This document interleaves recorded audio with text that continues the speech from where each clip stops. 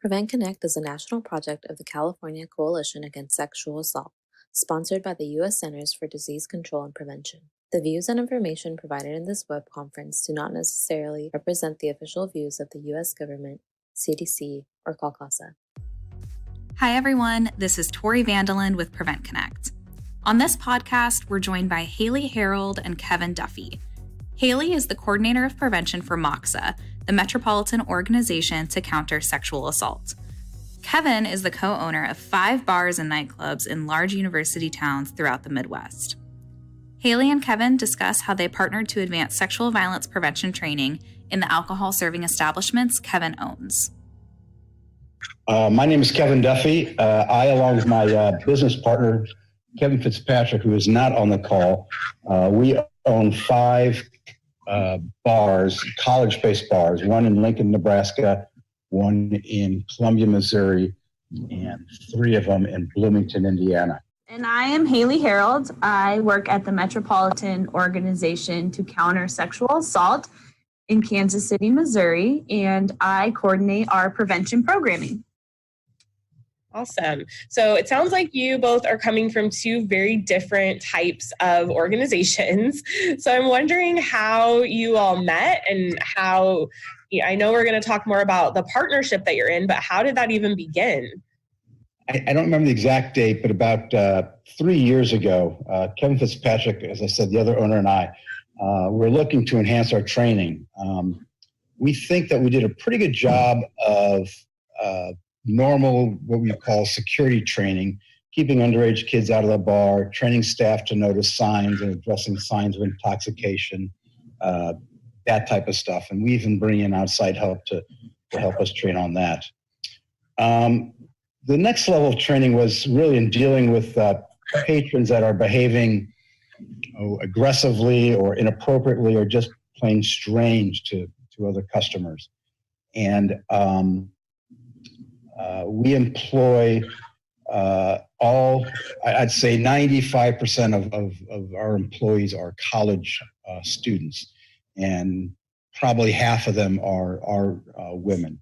And we were always very concerned about them, leaving at night, but never really thought that much about the employees during work time or our customers during work time, if they were being hit on inappropriately, that type of stuff. Mm-hmm. So we thought that we should really address that. And I started a Google search looking into it, and came across the description and definitions of bystander intervention. That made a lot of sense to me, the whole approach to that, and saw that there were some programs throughout the country. There was some in Indiana, there was some in, I think it was up in Portland, and then read about this group in Kansas City, the MOXA organization. And since they were relatively close to us, we met with them, and that kind of started it. That's really cool to hear that the first contact actually came from you as an owner of establishments. Haley, I'm wondering, was MOXA already working with other bars or alcohol serving establishments before Kevin reached out to you all? Yes. Yep, we were. So several years ago, as part of our campaign for Sexual Assault Awareness Month, our SAM committee decided that we wanted to focus on bars and restaurants. And so we developed our outreach, but then we realized that we needed to adapt our already existing bystander intervention program to really make sense for that audience. And so we worked with, we have several staff that have worked in bars and restaurants or are currently work in bars and restaurants, and we have volunteers and community partners. So we got together. We also worked with the Sexual Assault Abuse and Care Center in Lawrence, who had an existing program, and we developed our own 60-minute session specifically for bar and restaurant staff. But we've never really had a dedicated staff member promoting that, marketing that, or even with grant time or unallocated time to provide that training. So in the 3 years since then, or maybe 4 years now, all of our trainings have been word of mouth, and the majority of them are owners and managers who are reaching out to us to schedule these trainings. And I think that really changes the dynamic of the training when it is bar and restaurants owners and managers reaching out to us, asking us to come and provide this service for them. Mm-hmm. Yeah, I think that that's a really good point. And I mean, it makes a really big difference when someone already thinks that something is an issue and sees a solution that would work or that they're interested in, rather than, typically I think a lot of times as prevention practitioners, we're trying to sell people on this idea that we can prevent sexual violence. We reached out to them specifically because they did have experience in bars and restaurants. There are, as you all know, there are hundreds of very good organizations throughout the U.S. that teach sexual assault training and different things like that. But we weren't looking just for, not the right word, generic, but we wanted something specifically aimed towards our business, and Moxa definitely had that. Cool. Thanks for sharing that, Kevin. I think that does make a difference when you're able to locate the sector that you're working in the work that's happening at an agency like Moxa. Kevin, I wanted to ask you, so you shared that you did a Google search, which I love. I feel like I Google search basically my life. And so that's where you came across this idea of bystander intervention. And it sounded like, what brought you to that was thinking about your patrons, but also your staff. And I'm just wondering, more broadly as a bar owner, what do you see your role being in preventing sexual violence in the community? So I'm not sure what our role is in the community per se. Okay. We are not out to change the world. In the short term, we want to make sure that we have we believe that we have a responsibility towards our customers and towards our staff to have both a safe and fun environment. Love that. However, we have also had discussions with Haley about expanding this to invite other bar owners in. I think that if an organization like Moxa tries to get bars in, they will be successful, but maybe if another bar owner is talking about the merits of a program like this, I think it might have a little bit more weight. So in one of our locations, we did invite some other bar owners, and they attended along with some of their managers. They said they liked the sessions. We invited them for a second one about a year later and didn't get a good response. We're not going to give up on that, but we just need to have a much more better approach to doing that. So along with the way of saying our first and foremost is to our own customers and employees, but we do see that there's some merit in trying to get this message out to other bar owners, managers in our respective communities.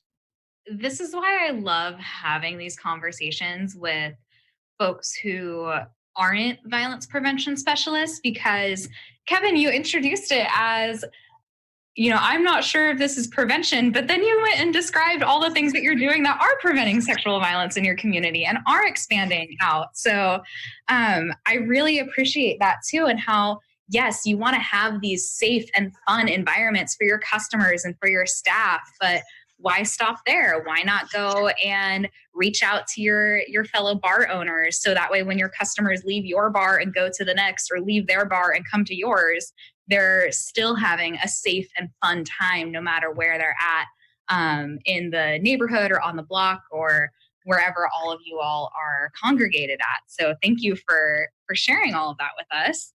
We do want to roll it out, but we also want to roll it out right. So we've probably been a little bit slow in doing so, but we do know that if we're going to do this, we want to kind of do it right. So Haley might be able to talk a little bit more about this 501c3 we're probably going to develop, and to not only include bars, but also get some of our alcohol suppliers, some other people in the community to help contribute to some intervention programs. Yeah, we'd love to hear more about that if you can share at this point. Yeah, so we know that when we have a community that's connected and has a shared goal of preventing sexual violence, that we're far more effective in reaching our goal. And I think we have a really unique opportunity to leverage the relationships that we already have with bar owners, and the relationships that they have with distributors and other bar owners, to expand the work that we're doing. So we would really like to continue to work on connecting bar owners, similar in the way that Kevin described. So getting them in the door first and letting them see the training, and in doing that, dispel some of maybe the myths that they have about what this training looks like. And then we want to provide them a little bit more intense training, which is something that we've done with the bar and restaurant, bar managers of Kevin's bars. Is we've provided managers several hours of training so that they can really be leaders in preventing sexual violence within their establishments, and also influence the people that they supervise to do the same thing. And then we'd really love to get to a place where it's not Haley from Moxa coming in and educating on bystander intervention and really facilitating that conversation that we hope is happening all year round. But it's the bar and restaurant managers that work there all the time that are leading that conversation, so that the participants know there's someone that cares about this, that they can go to every shift that they have, not just the couple times a year that I'm coming in and providing the training. So we're really looking to find ways to build out the program so that we can have an even greater impact. That all sounds so exciting. And I think, Kevin, you made this point, and Haley, you just made it again, that the messenger really matters. And I think especially when we're working, across sectors, different institutions and organizations and businesses, they have their own cultures, and we don't necessarily know coming in from the outside, how that is and what's best and what resonates. And so I think that's really cool that your ultimate goal would be to have bar managers kind of like leading those conversations. So maybe your role, Kevin, as a bar owner isn't to end sexual violence across your the whole community, right? And I think that's totally reasonable, because no one person or entity can end sexual violence. But what it means is that the role that you play in connecting with, your fellow bar owners and letting them know, like, hey, this exists, this is why it's meaningful for us, and who we're working with and how it's impactful, like that is playing a huge role, because you have access to people that Moxa probably wouldn't necessarily have access to, or at least in a different way. So I just think that, as we're thinking about like what role do you as a bar owner play in prevention, like that's a huge role, to be a champion and to even just spread the word that like this is important and this is something that exists. So thank you for that.